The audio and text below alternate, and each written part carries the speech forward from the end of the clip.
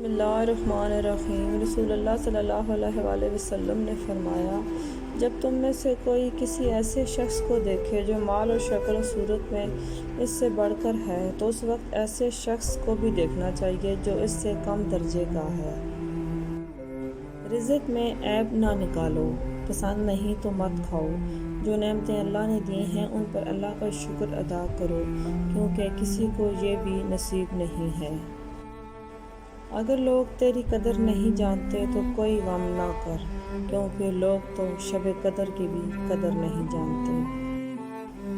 آپ کا رسپانس آپ کی سب سے بڑی طاقت ہے۔ منفی لوگوں اور چیزوں کے متعلق رسپانس دینا جتنا کم کرتے جائیں گے، آپ اتنا ہی پرسکون محسوس کریں گے۔ منافق کی ہمدردی دشمن کی تلوار سے زیادہ خطرناک ہے۔ تخت اور طاقت کی لالچ اور عہدوں نے بہت سے بہادروں کو سیدھے راستے سے بھٹکا دیا۔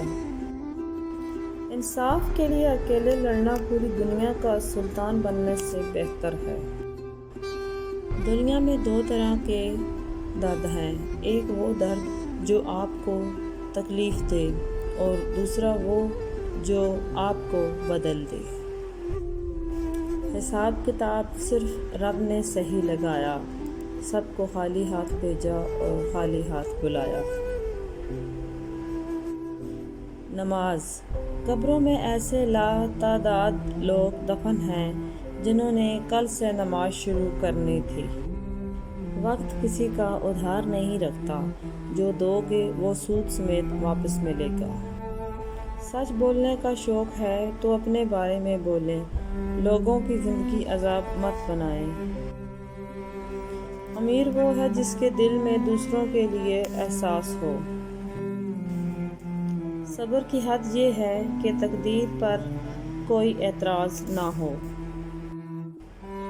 سنو گڑیا، اگر تمہیں اپنا ہمسفر چننے کا موقع ملے تو کسی عزت دینے والے کو چننا، نہ کہ خوبصورت جانور کو۔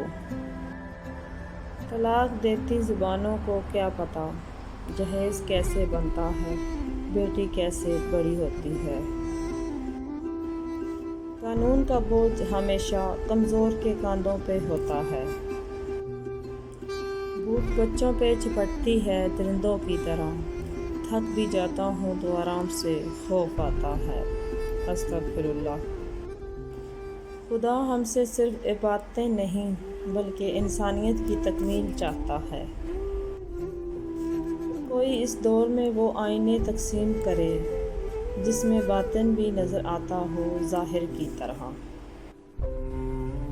اگر آپ کا دل اطمینان میں ہے تو اللہ راضی ہے، اور دل پریشان ہے تو سمجھو کہ اللہ راضی نہیں ہے۔